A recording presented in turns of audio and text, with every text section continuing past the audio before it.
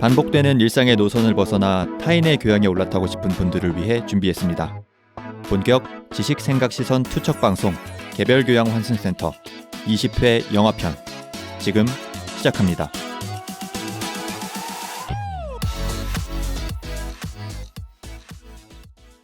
안녕하세요. 안녕하세요. 반갑습니다.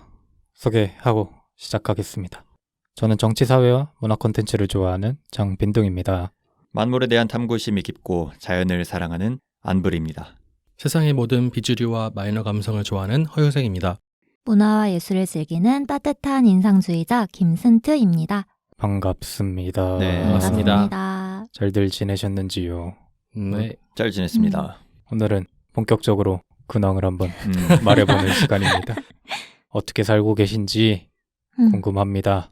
제가 그 녹음 일자 기준으로 내일 이제 축가를 하거든요. 네. 지금은 친한 친구 결혼식이 있어가지고 네. 네. 근데 축가는 되게 부담스러운 자리잖아요. 연습을 되게 오래전부터 하고 있고 네. 그리고 막 일주일 전부터는 뭐 술도 안 마시고 오. 목 관리를 되게 열심히 하고 있어요. 근데 바로 어제 새벽이죠. 좀 들어오니까 목이 좀 칼칼하더라고요. 네. 그래가지고 이거 안 되겠다. 이제 가습기를 틀고 자야겠다 이 생각을 했어요. 네. 그 밤에 이제 불 꺼진 상태에서 가습기를 틀고 잤어요. 네. 근데 가습기가 좀 출력이 높은 가습기거든요. 옛날 가습기여가지고. 네. 근데 그걸 이제 안 보이니까 그냥 대충 이렇게 틀고 이제 잔 거죠. 자다가 문 닫고 그 잠결에 새벽에 한번 깨잖아요. 막 그 습기 냄새가 이제 나는 거예요. 그래서 가습기가 좋은 효과를 발휘하고 있네 이러면서 딱 눈을 떴는데 앞이 안 보이는 거예요. 안기가? 앞이 안 보이는 거야. 그래가지고 벌떡 일어나가지고 불을 켰는데 방 안이 습기로 꽉 차 있는 거예요. 그리고 바닥은 막 물바다가 되어 있는 거야. 우와. 와, 근데 그때 가장 먼저 든 생각이 뭐냐면 제 그 벽에 이제 책장이 이제 꽉 차 있거든요. 되게 제가 좋아하는 책들을 이렇게 모아놨어요. 네. 근데 거기가 이제 습기를 먹어가지고 책들이 다 쭈글쭈글해져 있는 거예요. 아이고. 아니 그 정도의 성능의 가습기면 그 습기만으로 네. 공유해줘야겠네. 책들이- 가습기? 그 쭈글쭈글해진 거예요. 그럴 수도 있구나. 와, 그래가지고 그 책들 막 그 냉동고에 넣으면은 좀 펴지거든요. 맞아요. 막 다 냉장고에 넣고 막. 그것 때문에 이제 새벽 5시에 일어나가지고 잠도 못 자고 지금 바로 녹음하러 왔네요. 네. 피부가 좀 촉촉해진 것 같아요. 여러분 가습기 목은 조심하세요. 목은 괜찮아요? 지금 물로 꽉 차 있어요, 목이. 성대에 물이 그냥. 네. 근데 또 알고 보니까 그렇게 가습기를 틀고 자는 게 오히려 목에 또 안 좋다고 하더라고요. 그래서 그래요? 네, 적당히 켜고 자야지 좋다고. 좋다고. 뭐든 이제 과유불급이라고. 아무튼 네. 새벽부터 난리 부르스를 쳤네요. 오. 저런 경우는 처음 들어보네요. 그러니까. 네. 저도 깜짝 놀랐어요. 액땜했다 치시고 내일 네. 축가 잘 하시게. 알겠습니다. 네. 다른 분들은 어떻게 지내셨어요? 저는 오랜만에 뮤지컬을 봤습니다. 오. 네. 지킬 앤 하이드를 보고 왔습니다. 지킬 앤 하이드 또 네. 하나요? 이제 하고 있어요. 네. 누구 거 봤어요? 홍광호 거 봤습니다. 표를 어떻게 구하셨어요? 정말 어렵게 구했고 와. 네. 그 자리도 어쩔 수 없이 2층에 구석탱이 자리 구하긴 했지만 네. 너무 좋았습니다. 역시 갓 홍광호님. 네. 사운드 샤워를 하고 왔습니다. 어때요, 느낌이? 나는 그런 거를 경험해보지 못해서 모르겠네. 홍광호 이 배우는요. 네. 항상 그 뮤지컬 건물 지붕을 뚫으시는 분이라고 얘기를 하거든요. 네. 그 소리로 그만큼 정말 노래 잘하시고 성량도 엄청나시고 네. 이분 노래 들으러 가는 것 같아요. 네. 제가 알기로는 이 배우님이 절대음감이시라고 알고 있거든요. 네. 그리고 주변 소리에도 되게 예민하셔가지고 주변 소음을 잘 못 참으신다고 들은 것 같아요. 그 정도로 약간 그 사운드적인 거에 되게 민감하시고 타고나신 천부적인 재능이 있는 분이라고 알고 있어요. 옛날에 무한도전에 나오신 건 한번 맞아요. 맞아요. 나오셨죠. 저는 전시를 또 보고 왔는데 하나 전시만 보는 것 같아. 소개해드릴게요. 네. 무료 전시예요, 여러분. 근데 앤디 워홀 저희 그 현대미술 다룰 때 네. 잠깐 등장하셨던 앤디 워홀 관련 전시를 네. 어디서 하냐면 그 압구정에 루이비통 건물이 있어요. 엄청 어마어마하게 세련되고 멋있게 지어진 건물이 있거든요. 돈 향기가 나는 그곳에서 로이비통 재단이 소유하고 있는 앤디 워홀의 작품을 전시하고 있어서 이제 저희 그 사람들에게 무료로 개방하고 있습니다.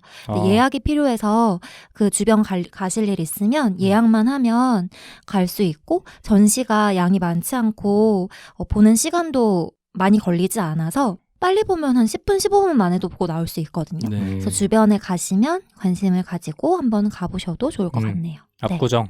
네. 압구정에 무료면 한번 다 같이 죄송합니다. 각자 알아서 가시길 바라고.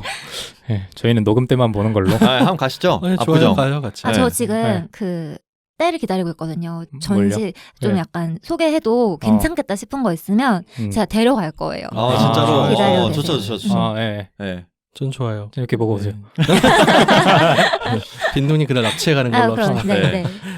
저는 건강의 중요성을 뼈저리게 느꼈습니다. 제가 한 번도 아파본 적이 없거든요, 거의. 살면서. 네. 근데 저번 주에 다리가 아파가지고 거의 기어다녔어요. 갑자기 어느 날 발목이 좀 저린 거예요. 네. 근데 이러다 말겠지. 근데 다음날 일어나니까 종아리가 저려. 그 다음날 일어나니까 허벅지가 저려. 그 다음날 일어나니까 골반이 아픈 거예요. 그러다가 왼쪽 다리가 다 아프기 시작한 거예요. 그래서 무서워가지고 이러다가 나 인생 끝나면 어떡하지? 그래가지고 거의 기어가지고 병원을 갔어요. 네. 가니까 허리에 주사를 놔주고 치료를 해주시더라고.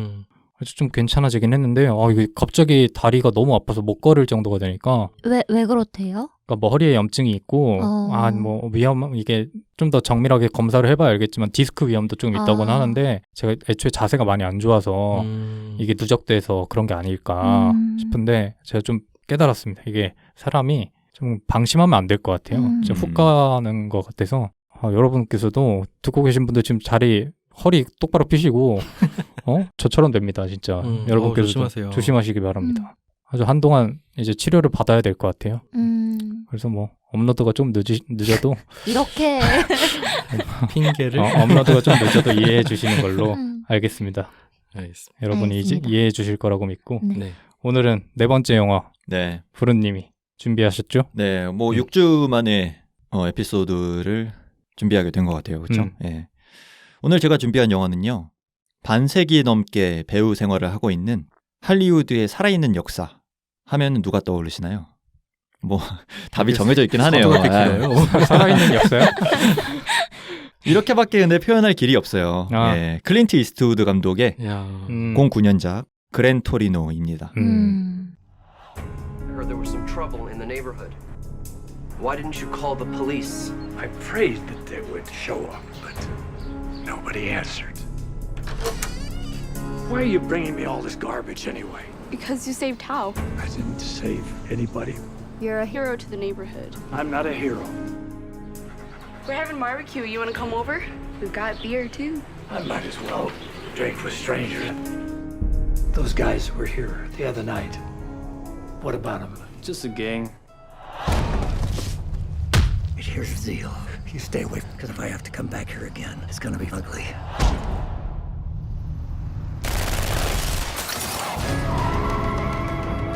What was it like to kill a man? You don't want to know. Tao and Sue are never gonna find peace in this world, as long as that gang's around. What are you gonna do, Walt? Whatever it is, they won't have a chance.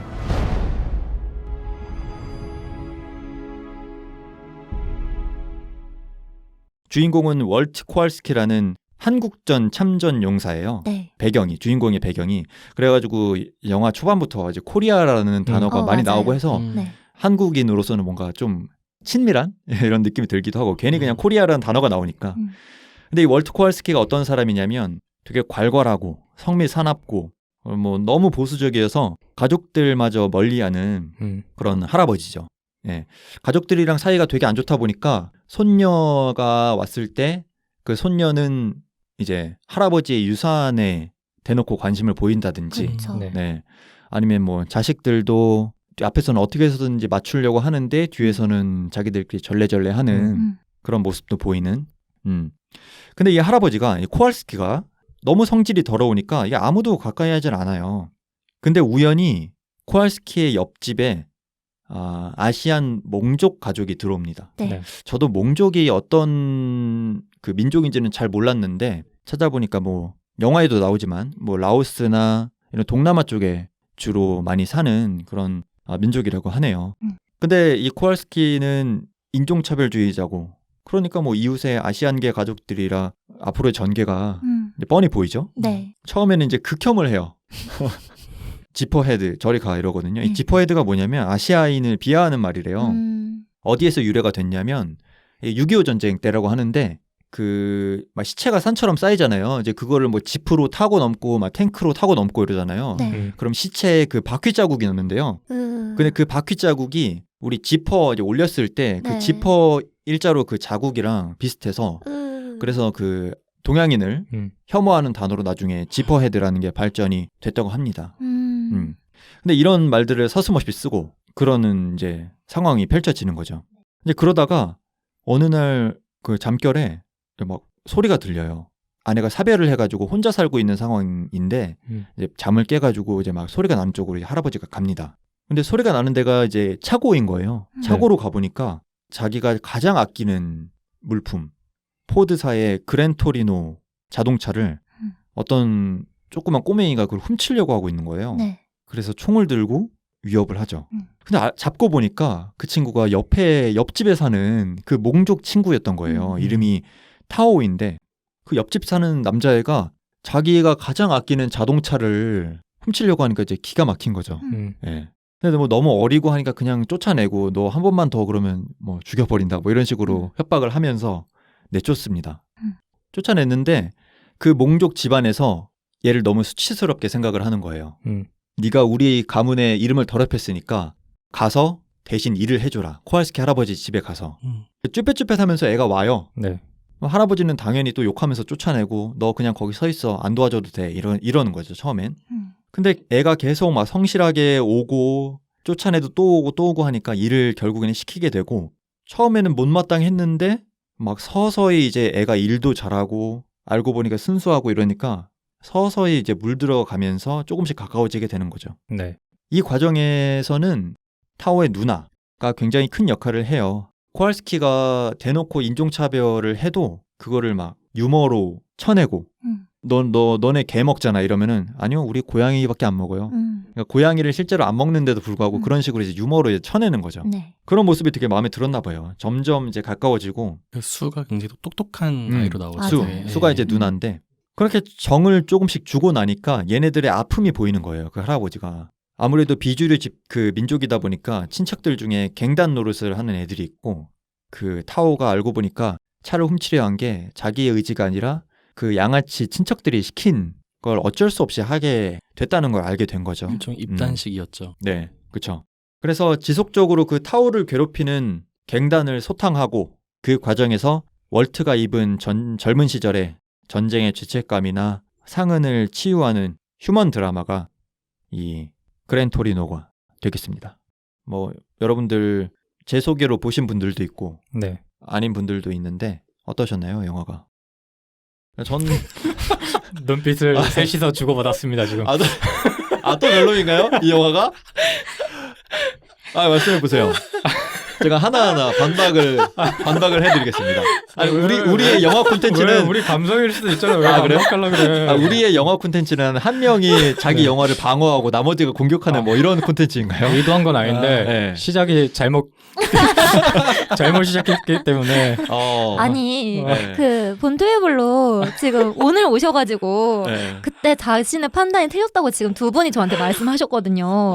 두 명이요? 네, 영화가 누가 그랬지? 영화가 기억할수록 좋다. 그래요? 네, 되새길수록 그래요? 좋다라고 하셨는데, 네네. 네. 아니요, 저는 제 판단은 틀리지 않은 것 같습니다. 지쳐 보이길래 응원해 준 건데 의도를 잘못 파악하신 것 같은데. 네. 뭐 아무튼 어떠셨나요? 뭐 별로였으면 뭐 별로였다고 얘기하셔도 되고. 저부터 할까요? 네, 먼저 하세요. 저는 재밌게 봤어요, 사실. 네. 그래요? 굉장히 재밌게 봤고. 굉장히 재밌게 봤다고요? 네. 원래 알고 계셨나요? 아니면 이걸로 처음 보신 거예요? 그랜토리노는 이번에 처음 봤어요. 근데 뭐 그러니까 그랜토리노라는 이름에서부터 나오는 그 스토리를 좀 감을 못 잡았었는데 네. 보고 조금 이런 내용이었구나 하면서 좀 깜짝 놀랐고 제 좋아하는 영화 중에 이제 나 다니엘 블레이크라는 영화가 있는데 그 영화도 조금 많이 떠오르기도 하고 저는 뭐 특별히 기분 나쁜 게 아니죠. 기분 나쁜 게 아니죠. 뭐가 기분 나쁘죠? 아니, 특별히 안 좋은 점을 찾기가 어려울 정도로 저는 깔끔하게 눈물까지는 나오진 않았지만 다행이네요. 저는 보기 전에 안부르가 뭐 울었다 그러길래 제가 얘기했나요? 울었다고? 네, 울었다고요? 네, 저 이거 볼 때마다 울어요. 저는. 네. 그 마지막 장면에서 마지막 장면. 근데 저한테는 이게 펑펑 우는 영화라기보다는 진짜 마음송을 찡하게 울리는 그런 영화로 다가왔던 것 같아요. 네. 동의하지 못하는 앞에 두 사람의 표정을 읽었습니다. 아니에요. 저도 저를 약간 변절자처럼 보는데 저는 보기 전에 확신을 하고 봤거든요. 이거 내가 안 좋아할 그래서 안 좋아할 영화다라고 생각하고 보기 시작했어요. 그리고 영화가 시작한 후에 그 한 30분? 40분까지 진행했는데도 내 확신이 틀리지 않았다라고 생각을 했어요. 근데 이제 영화가 진행되면서 물론 저는 이 영화에서 빈둥님은 안 좋은 점을 찾기가 힘들었다고 하는데 저는 많이 보이더라고요. 예를 들어서 스토리가 너무 뻔한 감은 있죠. 뻔하고 약간 개연성 없이 흘러가는 면도 있고 그리고 왜 마지막에 총을 쏘고 왜 안 도망갔지? 약간 이런 거. 갱들이 이 경찰 올 거 알 텐데 총 쏘고 도망갔을 텐데 약간 이런 개연성적인 부분들이 있었는데 왜 그런 거 있잖아요. 하나 때문에 안 좋은 점이 다 괜찮아지는 거 있잖아요. 뭐였나요 그게? 그게 저는 클린트 이스트우드였어요. 그 배우. 클린트 이스트우드. 네. 저는 그 배우가 처음부터 극을 이끌어가는 그 과정을 쭉 봤을 때 마지막에 저도 그 차 타고 가고 클린트 이스트우드 돌아가시고 이제 그 그랜토리노 타고 데이지랑 그 타오랑 그 해변가를 달려가는 그 장면에서 저도 찡한 거예요. 감정이입이 돼서. 그래서 이 배우가 가진 힘이 정말 크구나. 연기를 진짜 잘하시는구나. 라는 생각을 마지막에 하면서 봤고 그래서 이 배우 때문에 영화에 안 좋았던 그 요소들을 그냥 묻어놓고 이 할아버지가 말하고 싶은 게 뭘까에 대해서 생각해보는 그런 그러니까 영화를 이스트우드 감독의 저도 뭐 연기 인생에 마지막에 해당되는 작품들을 많이 보긴 했지만 영화가 대체적으로 굉장히 정직해요. 어떤 메시지를 전달하는 데도 있어서 맞아요. 그냥 자기 대사로 막 줄줄 읊을 때도 있고 맞아요. 그리고 어떻게 보면 그 클린트 이스트우드가 말하고 싶었던 그 하나를 위해서 초반부터 그냥 달려가거든요. 그러니까요. 그냥 아무런 입체적인 인물 설정이라든지 뭐 요소들 이런 거 없이 진짜 그 하나만을 위해서 달려가잖아요. 근데 그걸 본인이 하고 싶은 말이 너무 부르님 말씀하신 것처럼 정직하다 보니까 이제 그게 설득이 되는 거예요, 마지막에는. 그쵸. 그래서 그 승트님이 말씀하신 약간의 뭐 개연성의 부족 그런 것도 어떤 그 정직하게 정면 돌파를 하니까 그런 도망가고 안 도망가고는 그렇게 중요한 요소가 아닌 것 같다라고 생각을 한 것 같아요. 뭐 당연히 도망가겠지. 하지만 어쨌든 중요한 거는 자기가 생각했을 때는 권선징악을 이루고 걔네가 잡혔다는 게 중요하다. 이래서 뭐 도망가는 거를 안 했을지도 모른다. 이런 생각이 약간 들죠. 큰 기교는 없잖아. 기교는 확실히 없어. 근데 이제 그게 세련됨과는 좀 다른 느낌인데 이게 되게 좀 시대에 뒤떨어졌다는 느낌은 또 안 들어. 그러니까 세련되진 않았을지언정 클래식이잖아요. 그냥 그쵸, 올드스쿨. 그 올드스쿨을 하면 저는 되게 마음에 들어요. 챗 베이커 같은 그런 약간 기교 없는 기교 없는 남자. 그렇죠. 그리고 저는 이제 마지막에 이 영화의 호감도를 확 상승시켜준 게 두 가지가 있는데 아까 잠깐 말했던 강아지 데이지. 그 존재가 저는 이 영화의 호감도를 그거? 갑자기 그거 왜죠? 너무 귀엽지 않나요? 갑자기 귀여운데 이제 주인을 잃었잖아요. 그러니까 이제 그 데이지가 그 할아버지 역할을 타오에게 해주는 거죠. 그리고 마지막에 흘러나오던 음악. 음악이 저는 이 영화를 완성시켰다라고 생각될 정도로 제가 찾아보니까 영국의 유명한 재즈 아티스트인 제이미 칼럼이 했다고 하더라고요. 너무 좋았어요. 너무 좋았고 마지막 그 노랫소리 나오는 그 목소리가 클린트 이스트우드래요. 1절을 직접 불렀어요. 근데 1절을 그 할아버지가 부르고 2절은 젊은 청년의 목소리가 나온단 말이에요. 그게 너무 영화를 제 마지막으로 딱 설명해주는 듯한 느낌이 나는 거죠. 이스트우드 감독이 영화 음악도 하신다는 거 아셨나요? 몰랐습니다. 그래서 본인이 만든 영화의 영화 음악 감독까지 하기도 하고 그냥 그야말로 뭐 다재다능한 사람이에요. 예. 유생님은 어떠셨나요? 유일한 악평의 악평이 되지 않을까 싶은데. 악평까지는 아니고요. 네. 제 취향은 아니었어요. 솔직히. 어떤 측면이? 저도 하이틴이 안 나오는 거? 취향이 아니라는 말에 갑자기 이제 질문을 공격적으로 하기 시작했어요. 어떤 측면이? 센트님이랑 비슷한데 네. 저도 처음 딱 보는 순간 이거 내 취향 아니겠다 생각을 했었고 끝까지 봤을 때 흥미로웠던 거는 이 저 복잡한 상황을 맞으면 어떻게 끝낼까. 네, 그거는 좀 그 끝내는 방식 자체는 좀 흥미롭긴 했는데 저는 배우들 간의 케미나 연기에서 나오는 어떤 에너지 같은 것들을 되게 좋아하거든요. 영화에서. 근데 영화 자체가 메시지를 전달하겠다라는 어떤 목적성이 있다 보니까 뭐 연기나 구성, 뭐 플롯 이런 것들을 굉장히 신경 안 썼다는 느낌이 좀 많이 들어가지고 예, 그런 것들에서 저는 제 취향적으로는 별로 이렇게 잘 만든 영화는 아니다라는 생각이 들었는데 예. 근데 이제 찾아봤어요. 저는 영화를 좀 찾아봐야 되거든요. 그 뒤에 정보들을. 근데 너무 좋았다는 평들이 많은 거예요. 그 뒤에 평론가들도 그렇고. 그래서 어떤 점이 좋았나 이렇게 쭉 읽어보니까 괜찮은 영화구나라는 생각이 그때 들었어요. 생각보다 나름 많은 메시지를 담고 있고 장치들 속에서 생각보다 많은 어떤 의미들을 담았구나. 의외인데? 이런 생각을 못 읽어내서 재미가 없었다. 결국 이걸로 되는 건가요? 그러면? 모르는 상태에서 봤으니까. 근데 저는 어쨌든 영화의 구성적인 측면들이 되게 중요하게 생각하거든요. 색감이나 아니면은 뭐 소품 이런 것들을 같이 봐야 된다고 생각을 해서 근데 그런 것들이 너무 좀 투박하다 보니까 예, 너무 아까 말하셨던 것처럼 세련되지 못했다라는 게 처음 인식이 너무 확 박혀버렸던 거죠. 예. 그 영화 속에서 나오는 그런 차별적인 시선이나 아시안에 대한 그런 뭐 단어들? 그런 것들은 어떠셨어요? 보시기에 불편하셨나요? 이스트우드 감독은 영화의 자율성을 위해서 이런 정치적 올바름은 좀 배척해야 된다라고 하는 사람에 가깝거든요. 뭐 예를 들면은 너무나 영화계가 조심을 하고 있다. 뭐 이런 걸 많이 지적을 해요. 이 영화를 보면은 그런 뭐 차별적인 단어라든지 시선이라든지 이런 게 많이 나오잖아요. 그런 건 좀 불편하거나 이런 건 없으셨나요? 저는 아시안한테만 그랬으면 불편했을 것 같아요. 그런데 그 영화 보면은 평등하게 평등해요. 그러니까 그런 측면이 저는 좋았던 게 그 미용실 가잖아요. 이발소 가잖아요. 그러면 그 서로도 막 차별하면서 얘기하잖아요. 이태리 사람 차별하고 이 사람 차별하고 또 대사 속에 유대인 차별하고 그러니까 되게 그냥 다 차별한단 말이에요. 평등한 차별자네. 평등한 인종차별주의자네. 그러니까 저는 그걸 보면서 결과 그냥 다 똑같네. 이걸 말하고 싶었나? 라는 생각이 들었어요. 그러니까 모두가 차별받는 부분에서 똑같이 차별받고 있는 거죠. 어느 부분에서는. 그리고 미국이라는 사회 자체가 다인종 국가잖아요. 그래서 어느 한 인종이 미국을 대표한다고 할 수 없잖아요. 사실. 그런 공간에서 누구 한 사람이 그냥 일방적으로 차별당하는 게 아니고 너나 나나 똑같아. 그리고 이게 우리가 사는 세상이야. 라는 걸 말하는 것 같아서 저는 평상시에 되게 불편해하는 스타일인데 괜찮더라고요.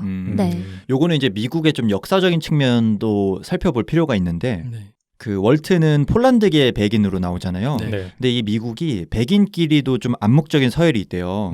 그래가지고 영국이나 독일계 같은 서유럽 계통이 이제 정통 백인이라는 어떤 지위를 차지하고 있고 뭐 이탈리아, 폴란드, 아일랜드 그리고 뭐 동유럽계 이런 백인들을 많이 무시한대요.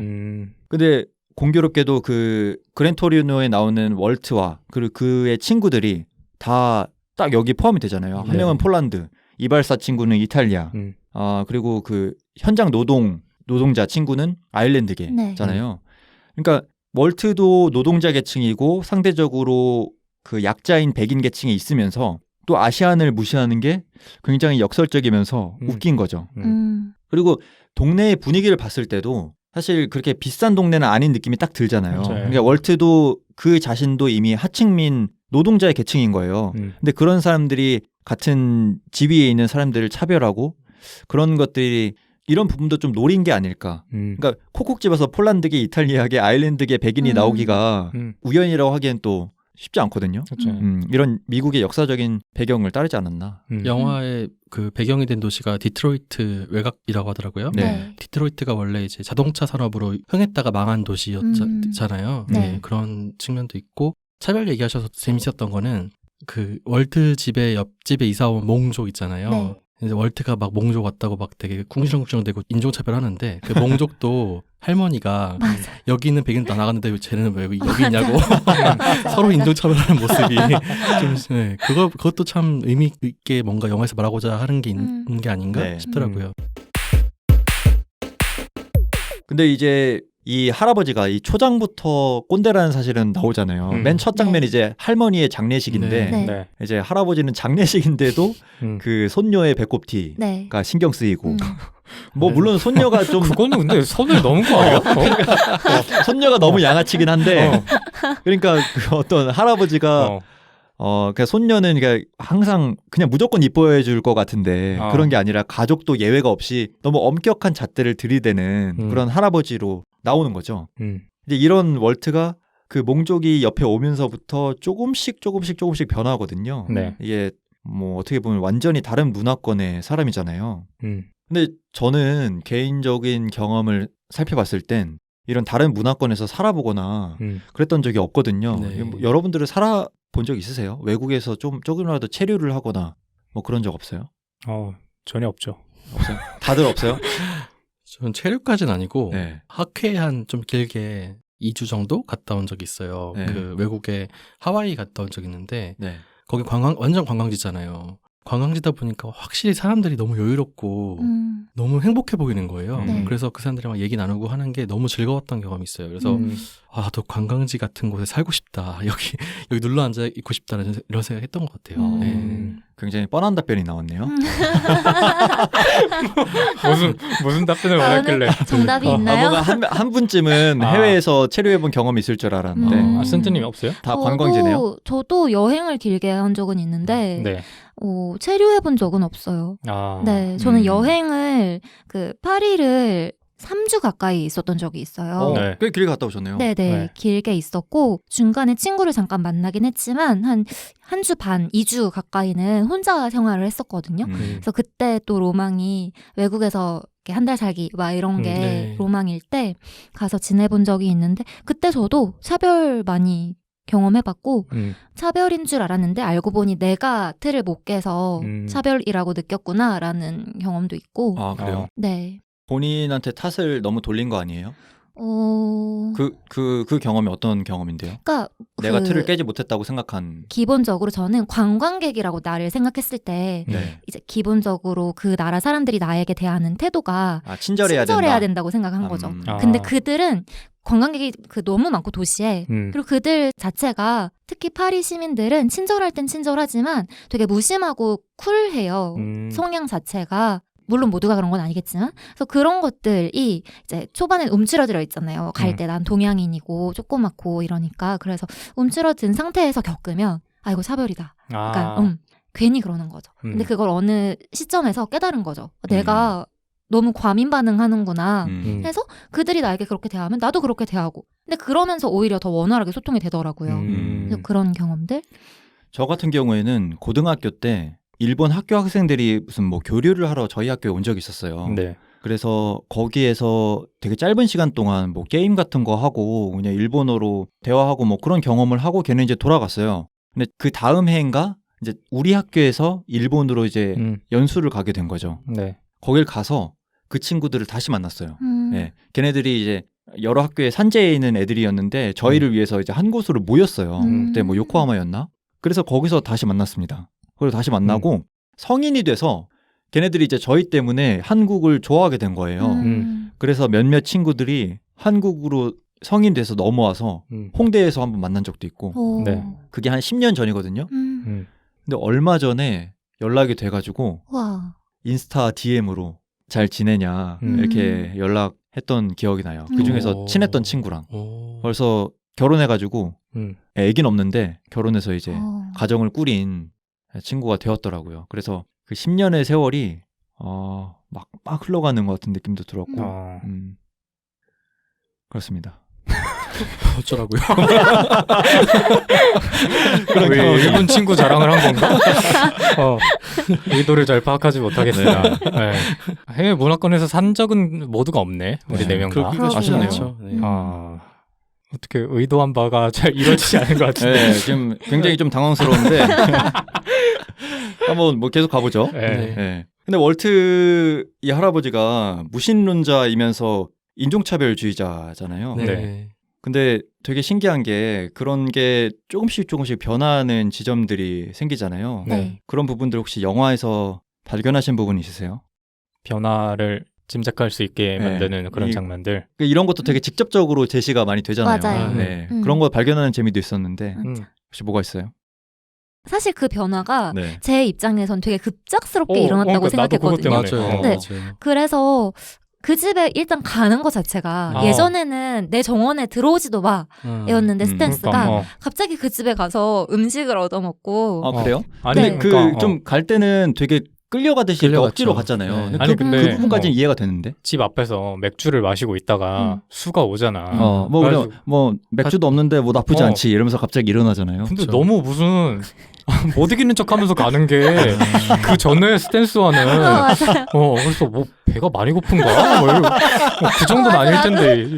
아니 많이 고팠을 수도 있죠. 난 그래서 그 장면을 보고 이 사람이 그냥 차별을 하고 싶어서 차별을 했던 게 아니라 그냥 방어 기제였구나. 실제로는 맞아요. 따뜻한 사람이다. 네. 그렇죠. 근데 그런 확률이 크죠. 이 사람은 굉장히 좀 관심도 많이 받고 싶어하고 그 가정에 대한 애정이 있는 사람인데 거기서 충족이 되지 않으니까 어떻게 보면 나는 이런 사람이야라고 옛날에 그 전쟁에 참여했던 그 시절의 기억에서 묻혀 사는 그런 사람처럼 느껴지더라고요. 근데 맞아요. 그 사람의 틀을 이제 수라는 그 친구가 깨준 거고 그러다 보니까 너무 좀 보는 입장에선 잘 이해가 안 됐지만 급발진처럼 무슨 기다렸던 것 마냥 옆으로 가가지고 뭐 핵인싸처럼 막 다니잖아. 그리고 네.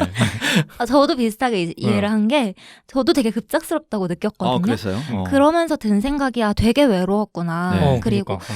되게 야생동물이 길들여지면 네네. 되게 온순해지잖아요. 그것처럼 전 그 장례식 장면에서 클로즈업 샷이 되게 강렬했는데 저한테는 그때 저는 이 할아버지가 사자 같다고 느꼈어요. 으르렁거리기 위해서 맞네. 네 하고 있는 막 늙은 숨도 하면서 쉬시잖아요. 그래서 사자인데 손길을 기다리고 있었구나. 그래서 누가 툭 건드리기만 해도 관계를 맺고 싶어하고 사랑을 받고 싶어하고 나누고 싶어하고 이런 게 속에 있는 사람이었구나라고 그렇게 이해를 했거든요.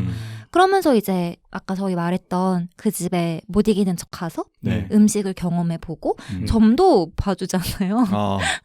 그 할머니가. 네. 그러니까 이 아저씨가 이 할아버지가 아내에 대한 얘기를 중간에 한번 언급하는 장면이 나오잖아요. 네. 세상에서 가장 멋진 여자랑 나는 결혼했다.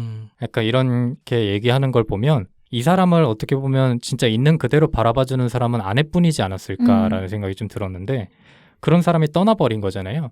근데 영화 속에서도 보면 엄청 슬퍼하는 장면이나 아니면 거기에 묻혀 사는 장면이나 이런 장면이 안 나와요. 감정을 많이 숨기죠. 그렇죠. 네네. 근데 이 사람은 정말 슬프고 정말 그리운데 이거를 티내는 순간 다 무너져 버릴 것 같으니까 그냥 주변 사람들한테 그렇게 표현을 하는 것 같다는 생각이 들었던 거죠. 근데 그게 아니라 자기를 진짜 있는 그대로 바라봐주는 그 몽족 사람들을 만나면서 변화해가는 과정이 저는 굉장히 흥미로웠어요. 네.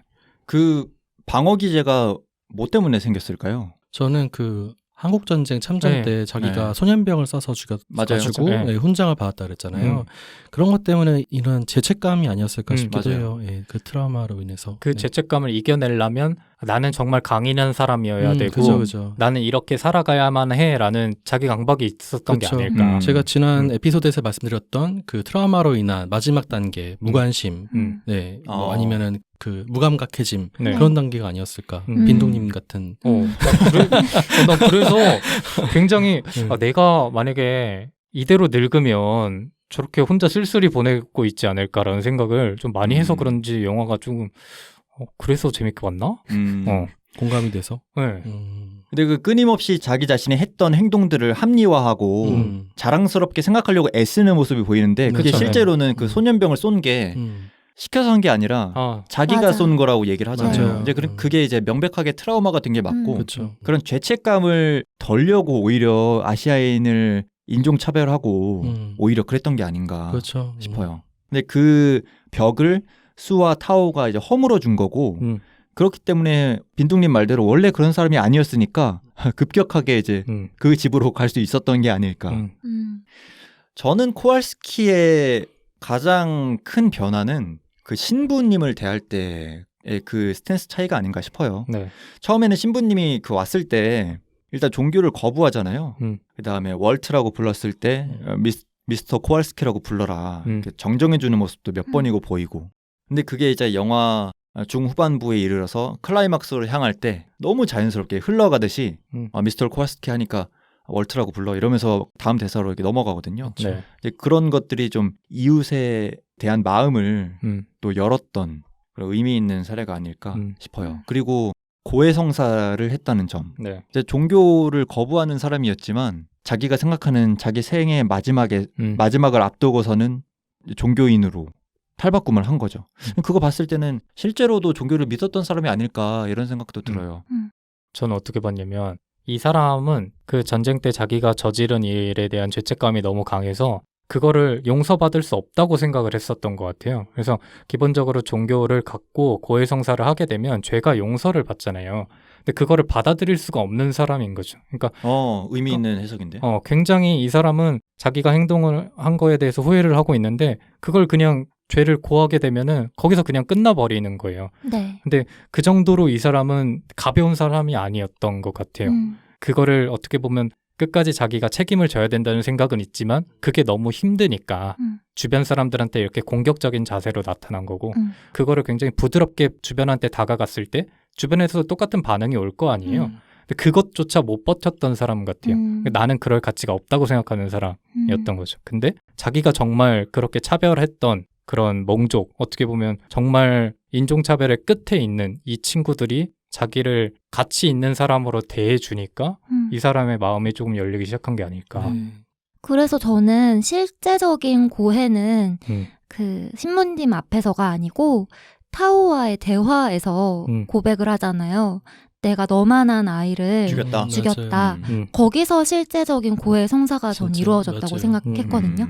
그래서 단편적으로 그냥 내 이야기를 전 이런 걸 잘못했습니다. 신 용서해 주세요. 이게 이 아저씨한테는 이 할아버지한테는 고해가 아니고 관계를 통해서 느끼고 깨닫고 구원받아야 완성되는 거라고 느꼈겠다라고 생각을 했어요. 그래서 이 몽족 가족이 이 할아버지를 평안하게 해주는 마지막에 정말 구원자들과도 같았겠다. 이 할아버지한테는. 그래서 본인을 그렇게 마지막에 희생할 수 있었겠다라는 생각을 했습니다. 그런 의미에서 저는 이 신부님의 등장이 너무 뜬금없었다는 생각을 좀 했었는데 네. 너무 연기도 못하고 등장이 좀 뜬금없긴 했죠. 네, 너무 막 불쑥불쑥 찾아와가지고 막 얘기를 걸질 않나. 싫어할 만해. 네. 월트가 싫어할 만해. 그러니까요. 좀 무례하지 않나? 이런 생각도 좀 들기도 하고. 약간 신부님이 유생님 닮지 않았어요?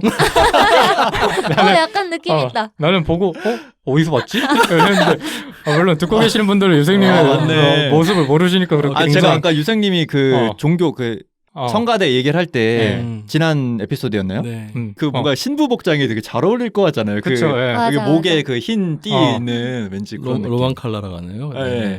난 그래서 되게 닮은 거야. 느낌, 그러니까 이미지가 굉장히 모욕적입니다. 그 캐릭터가 뜬금없긴 했지만 친숙했다. 어쨌든. 네. 그 영화를 보다 보면 이게 우리도 지금 공감을 하고 있지만 되게 신기한 게 이상하게도 월트는 되게 좋은 사람이 아니거든요. 진짜 우리 주위에 있을 만한 할아버지 같기도 하고. 네. 근데 되게 치근함이 들면서 그 사람의 단점들이 왜 그럴 수밖에 없었는지 좀 이렇게 이해가 되기도 하는 부분이 있는 것 같아요. 측은하셨어요? 혹시 다른 분들도 측은하게 느끼셨나요? 저는 그랬는데. 네, 저도. 왜요? 저는 너무 완벽해 보이려고 스스로 하니까 측은하다는 느낌은 별로 안 든 것 같아요. 완벽하려고 하나요? 그러니까 스스로 그 흐트러진 모습을 보여주고 싶지 않아 하잖아요. 그건 그렇죠. 막 냉장고 옮길 때도 그렇고 이게 마초적인 성향을 계속 보여주긴 하는데. 그리고 막 되게 동정받는 것도 별로 안 좋아하고 그 뭐랄까 뭐든지 척척척 해내잖아요. 타워한테 또 되게 남성스러운 것도 가르쳐주고 또 자기가 아픈 것조차 다 숨기잖아요. 그런 거 보면서 이 사람은 자기가 동정받는 걸 별로 좋아하지 않겠다라는 생각을 했거든요. 그래서 저는 측은함보다는 멋있는 사람이다라는 생각을 더 많이 했던 것 같아요. 멋있는 사람이다? 네. 뭐 멋있긴 하죠. 근데 멋있지만 그 늙음 그 자체로 인해서 좀 치근해 보이는 게 있지 않나요? 쓸쓸해 보이죠. 늙고 병들고 이제 주위에 사람이 없으니까 그런 측면에서 오는 치근함이 아닐까 싶긴 한데. 근데 그 최근에 보였던 가장 큰 이유 중에 하나는 가족이 이 월트라는 사람을 잘 이해하지 못하는 것 같아서 넌 너무 측은하게 보였거든요. 근데 그게 가족이 잘못 이해했다라는 걸 얘기하고 싶었던 게 아니라 그냥 이 할아버지가 얼마나 자기만의 아픔이 있었으면 그걸 정말 티를 못 내고 그렇게 좀 살았을까 싶기도 하고 가족들은 어떻게 보면 이 할아버지가 진짜 어떤 사람인지 잘 모를 거 아니에요. 손녀들도 그렇고 아들들도 그렇고 그게 되게 안타깝더라고요. 저는 월트의 그 모습이 초연함이라고 생각을 했어요. 삶에 대한 초연함이라고 해야 되나? 본인 병을 걸렸다는 걸 인지를 하고 있잖아요. 그리고 이제 삶이 언젠간 끝나, 노인이니까.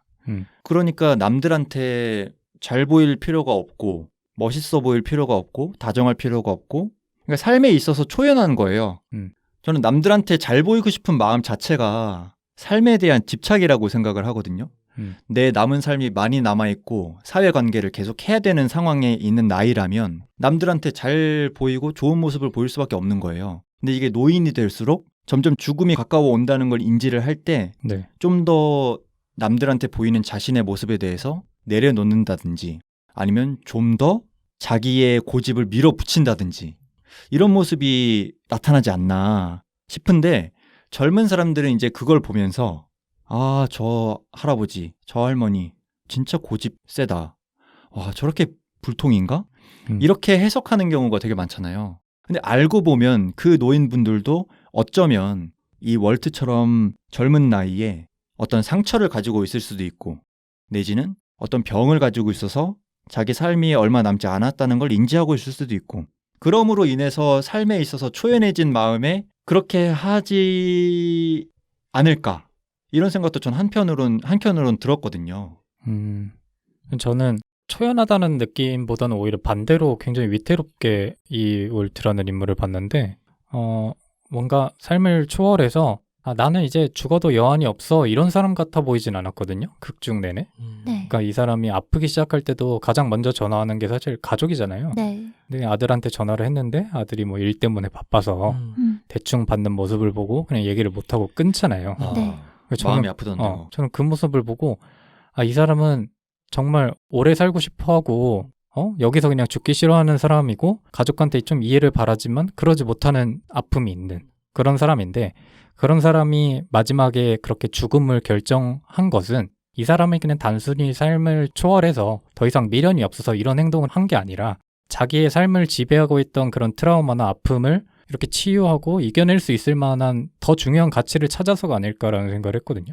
그러니까 그 몽족 친구들을 위해서 본인이 희생하는 행동이 지금까지의 자기의 삶에서 힘들었던 그 기억들을 다 치유해줄 수 있는 자기만의 어떻게 보면 마지막 그냥 미션 같은 그런 거를 했다는 측면에서 이 사람이 굉장히 좀 강인해 보이지만 굉장히 위태로운 사람이었고 오히려 그런 행동들, 그런 사람들을 만남으로써 이 사람이 더 강인해진 게 아닐까. 애초에 초월한 사람이 아니라 마지막에 그 초월한 감정을 느꼈던 게 아닐까 뭐 이런 생각이 들어서 그렇죠. 자꾸 몰입하게 되는데 얘기할수록 근데 그것도 어떤 자신 삶의 태도에 대한 진지한 반성이나 성찰이 있지 않고서는 그러기가 쉽지 않잖아요. 그런 토대가 있었기 때문에 가능한 게 아니었나 싶기도 해요. 마지막 장면에 대한 얘기를 좀 해보면 좋을 것 같아요. 이 영화에 있어서 단연 압도적인 장면이라고 저는 생각을 하거든요. 그 마지막 클라이막스로 이어지는 그 시퀀스 자체가 타오를 가두고 뭐 그것도 너무 뻔한 전개긴 하지만 가두고 자기 인생을 정리하고 고해를 하고 그러면서 이제 멋지게 차려입고 그 집 앞으로 딱 참전 군인처럼 이제 가는 거죠. 정말 신기했던 게 영화 내내 이 아저씨는 자기가 생각하는 정의로운 행동을 할 때 항상 총을 꺼내거든요. 실물 총을. 뭐 권총이 됐든 장총이 됐든 항상 진짜 실물 총기로 남을 위협하던 사람이었어요.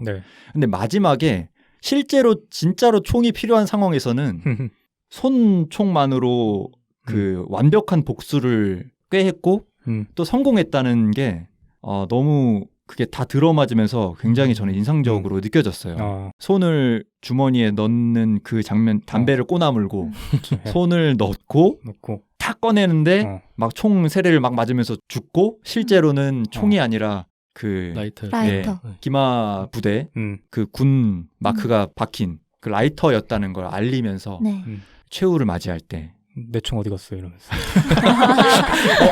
잘못 가져왔네. 이게 뭐야? 왜 이게 있지?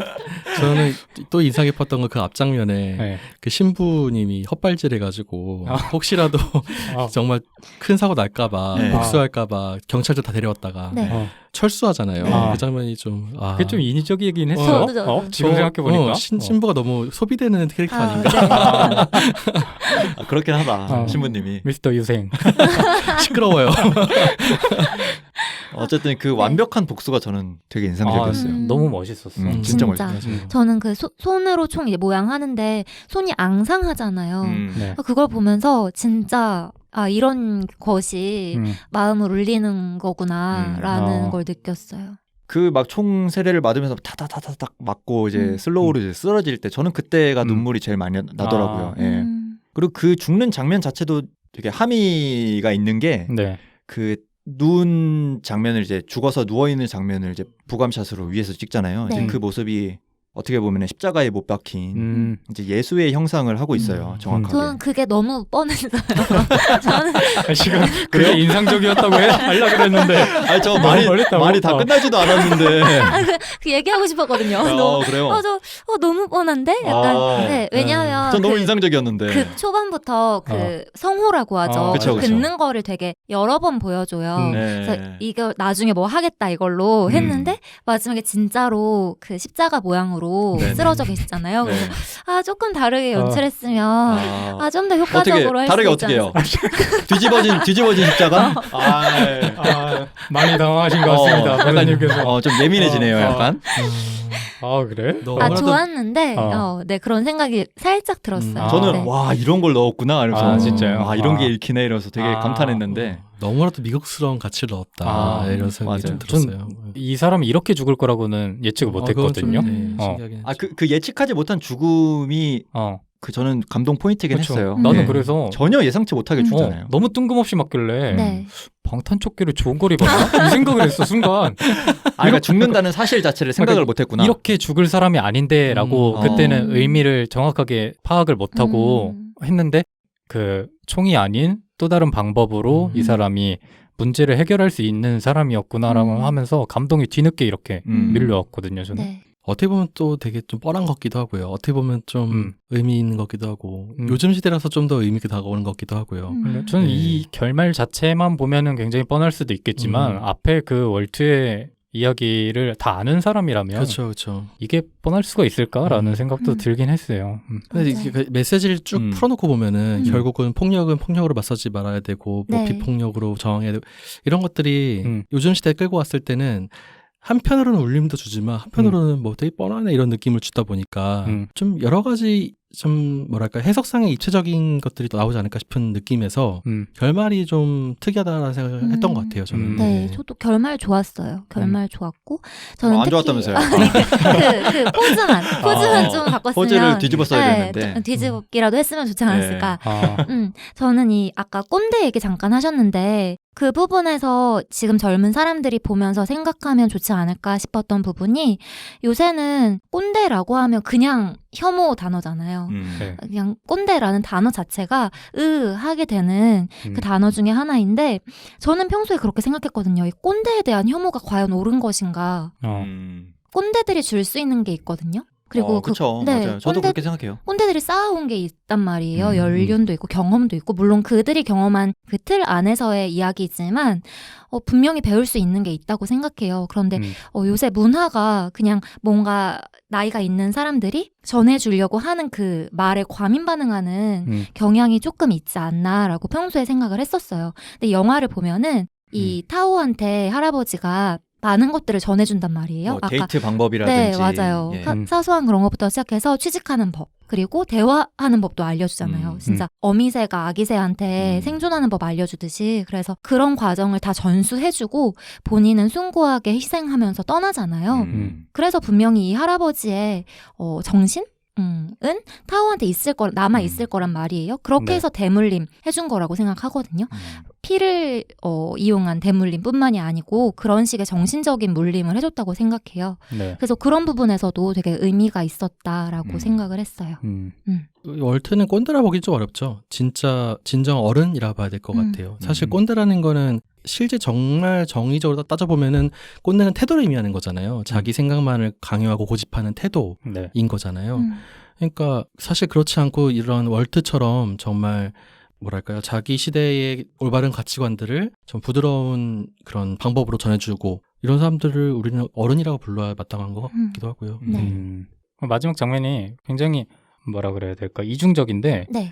월트스럽지 않으면서도 가장 월트스러운 행동이었다 그래야 될까요?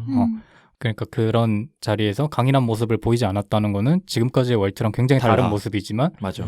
행동을 보고 나면 가장 월트스러운, 이게 굉장히 좀 모순적인 장면인데 그래서인지 더 와닿은 것 같아서.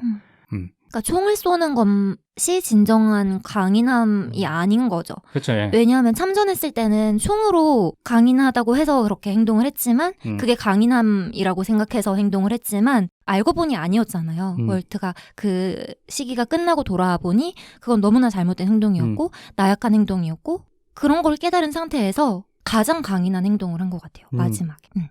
얘기할수록 되게 많은 게 담겨있는 영화인 것 같네요. 되게 직설적이고 단순한 플롯을 따르고 있다고 생각을 했는데 전 또 흥미로웠던 장면 중에 하나가 중간에 흑인이 이렇게 술을 몰아붙이는 장면이 있잖아요. 네. 근데 저는 거기서 월트가 풀어나가는 해법이 조금 굉장히 흥미로웠는데 흑인한테 이렇게 접근했던 백인한테도 오히려 뭐라 하잖아요. 브로라고 부르고 이러니까. 저는 그 장면이 되게 인상적이었거든요. 그러니까 이 사람은 단순히 뭐 흑인을 싫어하고 동양인을 싫어하고 뭐 이렇게 다 배척하는 사람이 아니라 자기만의 그 구역이나 지역을 조금 존중받길 원하는 사람이구나. 그리고 그거를 이해할 줄 아는 사람이구나라는 게 좀 느껴졌거든요. 근데 저는 마지막에 그래서 그 좀 양아치들한테 이렇게 총을 쏘지 않은 것들도 네. 물론 그 친구들이 굉장히 나쁜 행동을 한 건 맞지만 이 사람들을 단순히 이렇게 자극하고 해치는 행동이 이 친구들한테도 도움이 되지 않을 걸 알고 있고 그 다음에 뭐 수나 뭐 몽족 친구들한테도 도움이 되지 않을 걸 알고 있고 굉장히 현명하게 판단을 한 것 같기도 해요. 그래서 그 장면도 굉장히 인상 깊지 않았나. 그 몽족 갱단 같은 경우도 그 월트한테 한 사람이 맞잖아요. 네. 그러고 나니까 복수를 다시 타원의 집에다 한단 말이죠. 네. 수한테 하고. 맞아. 이것도 참 웃기는 것 같아요. 그 맞는 장면도 되게 어색했는데 사실은 때리는 게 힘이 붙여 보이셔. 근데 막 되게 알차게 맞아. 왜 가만히 있지? 충분히 이길 것 같은데. 그러니까 거대 권력이라는 미국에 얻어맞았는데 실제로는 이제 약소 민족들끼리 싸우는 이런 형국을 의미한 게 아닌가 싶기도 하고. 예. 그 친구들도 어떻게 보면 되게 피해자들이잖아요. 중간에 뭐 흑인들하고 갈등이 있는 장면도 있고. 그래서 모두가 피해자인 상황에서 월트가 할 수 있었던 최선의 행동이 아니었나. 근데 저는 보면 너무 싫었어요. 너무 그들이 싫어? 등장하면 그 갱들 있잖아요. 너무 싫어서 돌릴까 하다가 돌리면 안 되잖아요. 봐야 되잖아요. 그래서 의무감이 보셨군요. 약간. 아니. 그들이 나오는 그 장면이 볼 수가 없더라고요. 저는 연기가 어색해서 그런지 되게 가짜나 보이던데. 걔네들 그런 어린 있었어요. 친구들이기도 했고. 그러니까 저는 마지막에 너무 가짜는 상태에서 집에다 막 총을 난사하고 술을 이제 그 겁탈까지 하고 이거 너무 좀 괴리가 오는 거예요. 네, 어색해 보이는데 갱들이. 저렇게 쪼렙 같은 애들이? 이스트우드 감독이 은퇴 선언을 되게 많이 했어요. 이 작품이 마지막이다. 이 작품이 마지막이다. 네. 아마 그랜토리노 때도 했던 걸로 기억하는데 근데 그 이후에도 뭐 주연 배우 계속하고 라스트 미션이라는 영화가 있었거든요. 그것도 본인이 감독하고 주연까지 했던. 근데 그걸 마지막으로 은퇴를 하겠다라고 또 선언을 했어요. 근데 또 이제 크라이 마초라는 영화를 찍었죠. 네. 그래서 그것도 또 본인이 주연하고 감독까지. 아마 그거는 올해 개봉을 했을 거예요. 크라이 마초. 번복을 잘하시는 감독님이네요. 그러니까요. 보수 같지 않은데? 근데 이 정도로 역사가 있고 위대한 감독이면 본인이 힘 닿는 한 최대한 많이 작품 찍고 하는 게 좋지 않을까. 그리고 열정이 있으니까 그게 계속 가는 거죠. 뭐. 이렇게 다작을 하는 분도 참 없을 거예요. 네. 이 나이에. 네. 제가 준비한 건 여기까지입니다. 끝이에요? 네. 그럼 재밌게 본 거야? 안 본 거야? 어떻게 본 거야? 계속 얘기를 하다 보니까 좀 헷갈리긴 하는데. 결론은 그래도 뭐 중박 이상은 쳤다 아닌가요?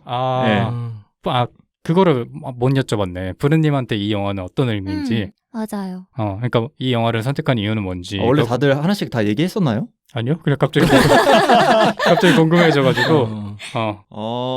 당황스럽긴 한데 그냥 정직하고 굉장히 막 요즘 할리우드가 뭐 영화계가 화려하고 의미를 좀 숨기고 은유적으로 표현할수록 더 훌륭한 작품이다라고 찬사를 받는 시대잖아요. 네. 근데 그런 게 아니라 오히려 전공법으로 돌파하는 네. 그리고 젊은이들이 새겨 들을 만한 가치들을 노익장으로서 전달을 해주는 것 같아서 그런 부분이 젊은 세대인 저로서는 네, 인상적이다.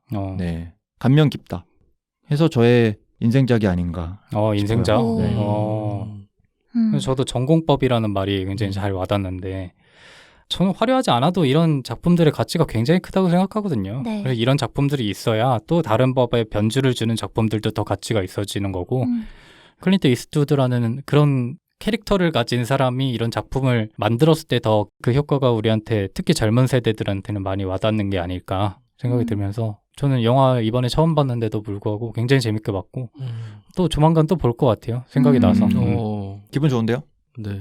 제 기분을 망쳐드릴 것 같긴 한데. 또 분은 아니신 것 같아요. 다시는 꺼내보지 않겠다? 제 취향의 영화는 아니긴 하지만. 네. 근데 우리가 나이 들어서 보면 또 느낌이 다를 것 같아요. 이 영화는. 있을 것 같긴 하지만. 진짜 막 늙고 쭈그러져가지고 아무도 찾지 않을 때 이 영화를 보면은 딴 영화 보지 않을까요? 더 재밌는 영화. 월플라워를 그때까지 보시지 않을까. 저는 월플라워가 별로였거든요. 솔직히 하신다고요? 솔직히래. 뒤늦게 와서. 네, 그때 말씀하셨어야죠. 근데 어쨌든 그래도 영화적으로는 참 만듦새가 나쁘지 않고 단지 제 취향이 아닐 뿐이지. 맞아요. 되게 의미도 되게 깊고 괜찮은 영화였다는 생각합니다. 그리고 네, 이스트우드 감독의 영화들이 다 이런 까라거든요. 근데 다 재밌어요. 네, 라스트 미션도 추천드리고 네. 아메리칸 스나이퍼 그것도 되게 생각할 거리가 많은 영화고 네.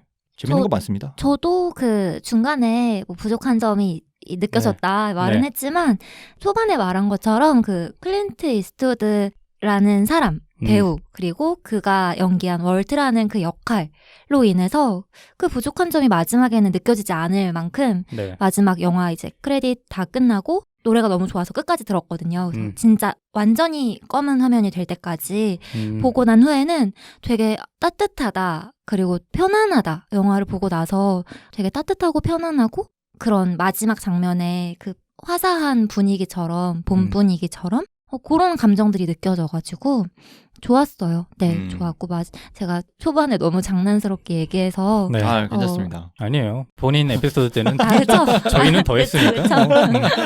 그러게. 어쨌든 너무 좋았고 저는 이 클린트 이스트우드 감독님의 또 다른 좋은 작품을 보고 싶다는 생각이 들어서 방금 추천해주신 영화들 보겠습니다.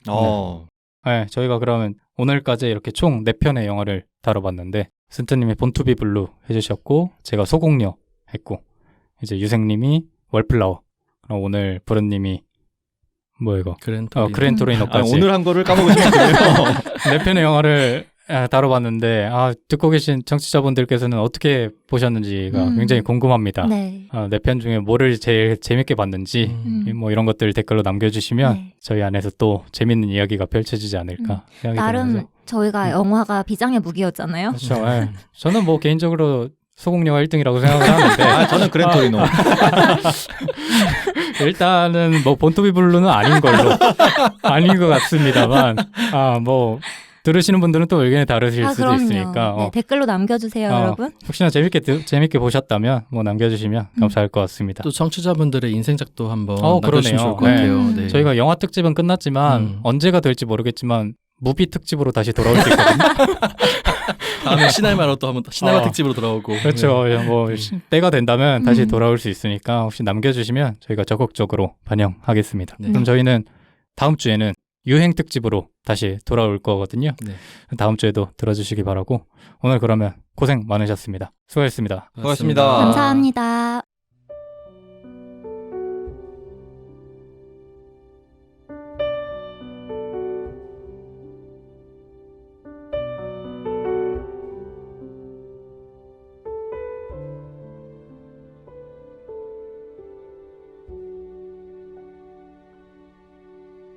So tenderly Your story is nothing more than what you see or what you've done or will become. Standing strong, do you belong in your skin? Just wondering. Gentle now as the tender breeze blows, whispers through my Gran Torino, whistling another tired song. Engine hums and bitter dreams grow, heart locked in the Gran Torino. It beats a lonely rhythm all night long. It beats a lonely rhythm all night long. It beats a lonely rhythm all